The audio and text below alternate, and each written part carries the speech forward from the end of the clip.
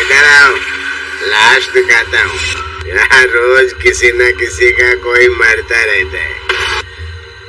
Inspector माफी मांगते हुए उन्हें सफेद खड़ा कर दिया।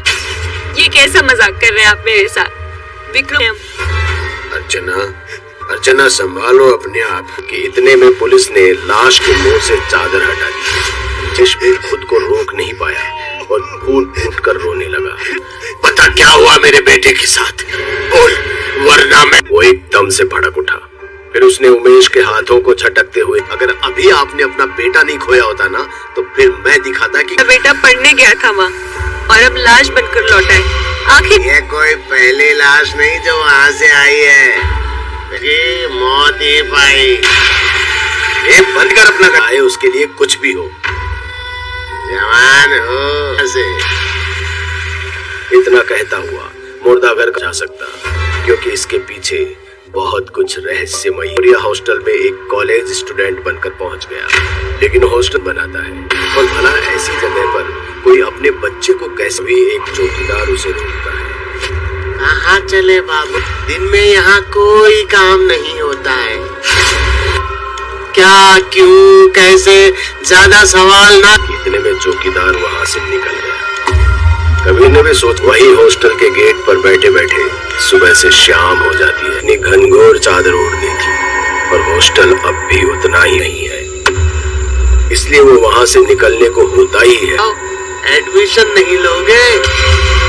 कबीर कोई दिन बाहर बैठा था, फिर वो अंदर कब गया?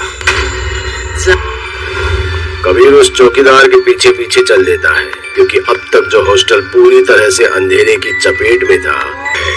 और भला ऐसा कौन सा हॉस्टल होता है जहाँ दिन में बैठा हुआ था? वार्डन साहब, बाबू। और कमरा नंबर 307 की चाबी आगे बढ़ा दी। कबीर रूल बोर्ड के पास पहुंच गया। कोई भी किसी से बात नहीं कर सकता, सिर्फ अपने काम से मतलब रखे। कमरे में जाने के बाद बाहर ना निकले। ये कैसे गेट पर चौकीदार और ना ही रिसेप्शन पर वार्डन। कबीर फिर वो अपने कमरे 307 में पहुंचकर अपना बैग रख, कबीर उसी चीख के पीछे अपने कमरे से बाहर निकल गया। तो ये सोचकर हैरान था कि इतनी तेज चीख सुनकर भी सब कुछ शांत, इसलिए कबीर खुद सामने के दरवाजे पर दस्तक देने लगा। कबीर तीसरे फ्लोर के सभी दरवाजों को आजमा। कमरे का हाल ऐसा होता है जैसे कोई आग लगी हो और जमीन में आग लगी हुई है, और कमरे के चीख रहा था, मदद मांग रहा था कि दरवाजा खोलो। अंदर नमक उसकी तरफ बढ़ी और उसके कपड़ों में आग लग गई। कबीर इससे उसके कपड़ों पर लगी आग तो बुझ गई, पर अब वो पूरी तब बढ़ गया। कबीर ने उसे आवाज भी लगाई और वो पीछे मुड़ा। ये आग यहाँ कैसे लगी और इन्हें क्या हुआ? अरे किसी को मदद। आग रोज सीने में चुभन बनकर जलती है। वो भी पूरी तरह जला हुआ था। अरे की जरूरत नहीं होती। मतलब कबीर को गिरेबान से पकड़कर उसे कॉरिडोर के सबसे आखिरी दीवार पर सर, पर कबीर दीवार में ऐसे चिपक गया था कि हिल भी नहीं पा रहा। तुमने तो उस बच्चे को भी नहीं छोड़ा जिसे तुमने कल मारा था। वो जिंदा जलाकर मारने वाला भी एक बच्चा। इलाके में सिर्फ एक ही हॉस्टल था, विक्टोरिया हॉस्टल। काफी नाम था। हॉस्टल वालों ने इसका विरोध किया तो उन्होंने कहा ठीक है। सोचा कि वो हॉस्टल का नाम बदलकर कुछ और रख लेंगे। क्या रखा? लड़का है एडमिशन लेने आया। वार्डन ने उसे कमरा नंबर 300 से बंद कर दिया और फिर आग लगाई, जिसे विक्टोरिया हॉस्टल दिखने का ये मतलब था। तब से लेकर आज तक, क्योंकि विक्टोरिया हॉस्टल में लोगों को मारने वाला तो बच नहीं जाता है। ऐसे में इंस्पेक्टर कबीर के साथ क्या हुआ? कहानी अच्छी लगी हो तो लाइक, कमेंट और शेयर जरूर करें, साथ ही रेगुलर अभी। सरसराते हुए एक गाड़ी मुर्दाघर के बाहर आ रुकी, जहां पहले से ही एक इंस्पेक्टर मौजूद था और उसके साथ इधर आओ, लाश दिखाता हूँ। यहाँ रोज किसी न किसी का कोई मरता रहता है। इंस्पेक्टर माफी मांगते हुए उन्हें सफेद खड़ा कर दिया। ये कैसा मजाक कर रहे हैं आप मेरे साथ? विक्रम। अर्चना संभालो अपने आप कि इतने में पुलिस ने लाश के मुंह से चादर हटा दी। जशबीर खुद को रोक नहीं पाया और फूट फूट कर रोने लगा। पता क्या हुआ मेरे बेटे के साथ? बोल, वरना मैं। वो एकदम से भड़क उठा। फिर उसने उमेश के हाथों को झटकते हुए, अगर अभी आपने अपना बेटा नहीं खोया होता ना तो फिर मैं दिखाता कि मेरा बेटा पढ़ने गया था वहाँ और अब लाश बनकर लौटा है। आखिर ये कोई पहली लाश नहीं जो वहाँ से आई है, ये मौत ही पाई। ये बंद कर अपना गाय, उसके लिए कुछ भी हो। जवान हो से इतना कहता हुआ मुर्दाघर जा सकता, क्योंकि इसके पीछे बहुत कुछ रहस्यमयी। और यह हॉस्टल में एक कॉलेज स्टूडेंट बनकर पहुंच गया, लेकिन हॉस्टल बनाता है और भला ऐसी जगह पर कोई अपने बच्चे को कैसे भी एक चौकीदार उसे रोकता है। कहाँ चले बाबू, दिन में यहाँ कोई काम नहीं होता है। क्या, क्यों, कैसे, ज्यादा सवाल ना। इतने में चौकीदार वहां से निकल गया।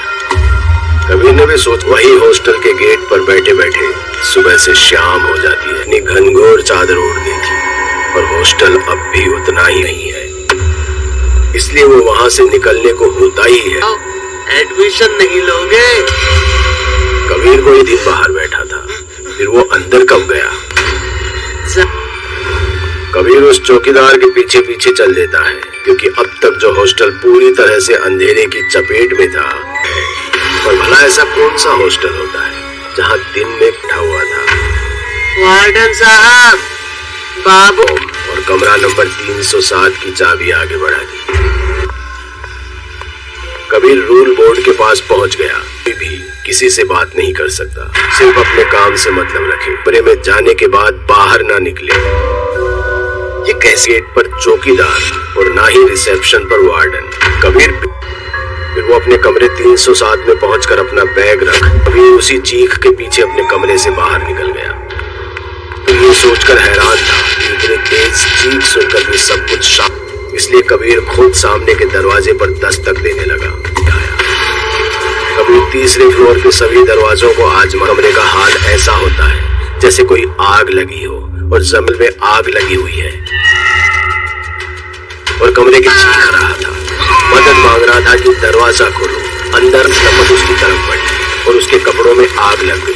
कबीर इससे उसके कपड़ों पर लगी आग तो बुझ गई, पर अब वो पूरी तब बढ़ गया। कबीर ने उसे आवाज भी लगाई और वो पीछे मुड़ा। ये आग यहाँ कैसे लगी और इन्हें क्या हुआ? अरे किसी को मदद। आग रोज सीने में चुभन बनकर जलती है, वो भी पूरी तरह जला हुआ था। अरे की जरूरत नहीं होती। मतलब कबीर को गिरेबान से पकड़कर उसे कॉरिडोर के सबसे आखिरी दीवार पर सर, पर कबीर दीवार में ऐसे चिपक गया था कि हिल भी नहीं पा रहा। तुमने तो उस बच्चे को भी नहीं छोड़ा जिसे तुमने कल मारा था। वो जिंदा चलाकर मारने वाला भी एक बच्चा। इलाके में सिर्फ एक ही हॉस्टल था, विक्टोरिया हॉस्टल। काफी नाम था। हॉस्टल वालों ने इसका विरोध किया तो उन्होंने कहा ठीक है, सोचा कि वो हॉस्टल का नाम बदलकर कुछ और रख लेंगे। क्या रखा? लड़का है एडमिशन लेने आया। वार्डन ने उसे कमरा नंबर 300 से बंद कर दिया और फिर आग लगाई, जिसे विक्टोरिया हॉस्टल दिखने का ये मतलब था। तब से लेकर आज तक क्योंकि विक्टोरिया हॉस्टल में लोगों को मारने वाला तो बच नहीं जाता है। ऐसे में इंस्पेक्टर कबीर के साथ क्या हुआ? कहानी अच्छी लगी हो तो लाइक, कमेंट और शेयर जरूर करें। साथ ही रेगुलर अभी